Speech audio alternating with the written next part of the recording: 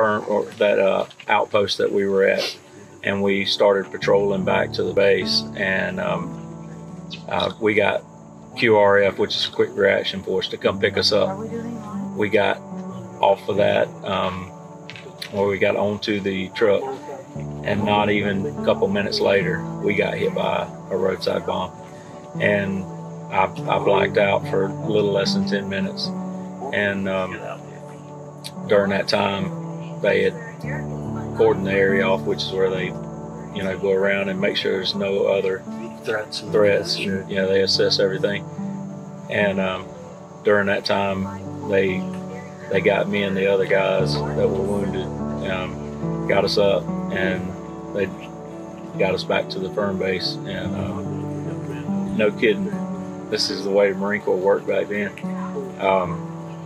We got bandaged up and we went right back to patrolling. And didn't realize at the time that I had a serious TBI, traumatic brain injury. I had stuff coming out of my ears, so we just, back then, you just take some Tylenol, Motrin, and change your socks and drink some water. But eventually it ended your career. Yeah, it did. It did. Hey, WDEN, thanks for listening. This is Coffee Anderson. Name of the song, it's Mr. Red, White, and Blue on WDEN. Hey, I'm James from Cumulus Media's WDEN in Macon, Georgia, and we've teamed up with Graybeard Productions to promote a charity ride put on by the American Legion's Post 3. With this ride, we're hoping to generate money for a man here in Middle Georgia, a disabled Marine veteran who served his country in Iraq for years before an IED forced him to medically retire as a corporal in 2005. That man is Jeramie Frasure. Like many veterans adjusting to life back home, it was a difficult road. Survivor's guilt, along with medical complications from his injuries. He even attempted to take his own life. However, God had other plans. Jeramie survived, and shortly after he met Blue, where he found purpose. So you get the news that you're not going to be deployed with your friends, your brothers, and we talked kind of off the camera that there was survivor's guilt, and it was a dark time, and you were lost. But what I love about your story is that being lost is so close to being found, because you find a abandoned dog in your neighbor's lot that really changed your life. So I was just wanting you to pick up from there and let us know how you found Blue here and how everything changed. So Blue was a very adolescent puppy at that time. He was chewing trash. He was knocking the kids down. He dug the yard, typical puppy stuff. And so at first he almost added to your stress. Oh, he definitely did. Okay. He most definitely did. Yeah. And when we first took him in, I can understand the frustration that the neighbor was feeling. And when he did leave, I asked him, "Are you going to take your dog?" And he said, "No, I just figured somebody would pick him up." We lived on the corner of a dirt road where the dirt road met a paved road, and a lot of dogs got dropped off there. So over the years, we've done rescues with dogs, and he says, "Yeah, I'm sure somebody will take him." And I said, "I tell you what, I'll take him." And but he came back for weeks getting his stuff, and every time he would come back, he would just sit at the fence and whine, and you could tell he was heartbroken.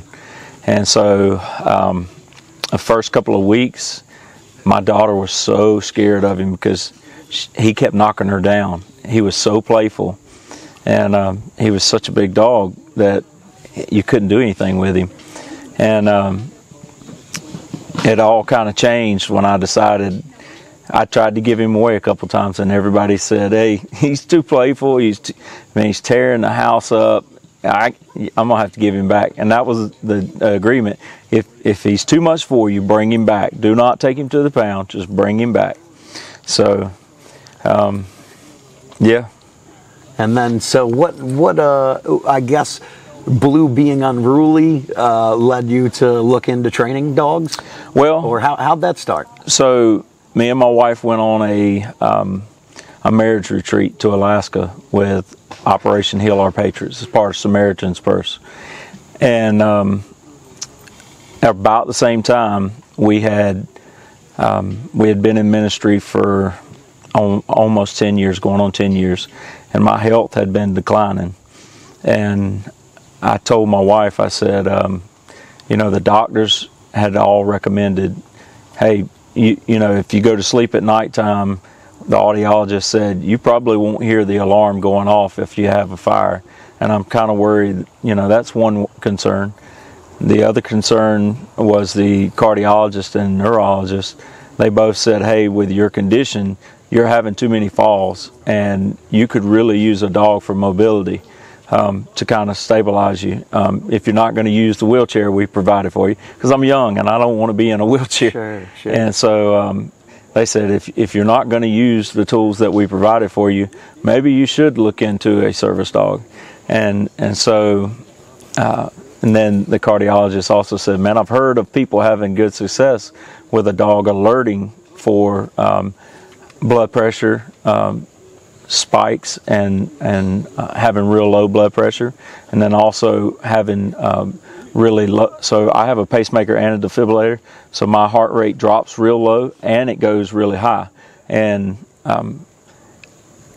it's a gift from God, because I did not train him to do that. But when we first started looking into training him, he picked it up immediately. And that's not something I can train him to do. And now you train dogs for other veterans. I do. And you have this fantastic facility out here on your property. Yeah. And I imagine that has to be extremely fulfilling. It is. And I know you give credit to God, and, Yes, sir. and I'm sure your family and Blue here. And I just wanted to say thank you for your service and thank you for what you're doing. Thank you. And it's an incredible story. These are the people that make Middle Georgia a better community, and we are really proud to be a part of this benefit ride for disabled U.S. Marine veteran Jeramie Frasure. And we hope you'll join us in having some fun and generating funds for Jeramie and his family.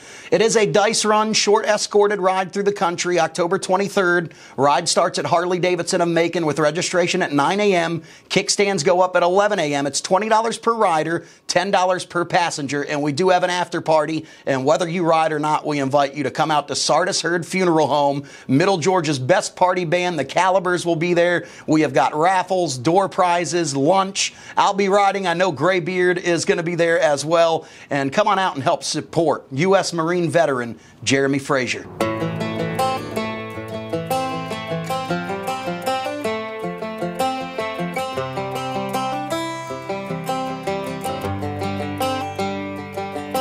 It's the guts and it's the glory, 100 stripes, 100 stories. It's the Pledge of Allegiance on the 4th of July. It's them handwritten letters from home. It's them sleepless nights alone. It's his newborn baby he left with his wife. Mr. Red, White, and Blue.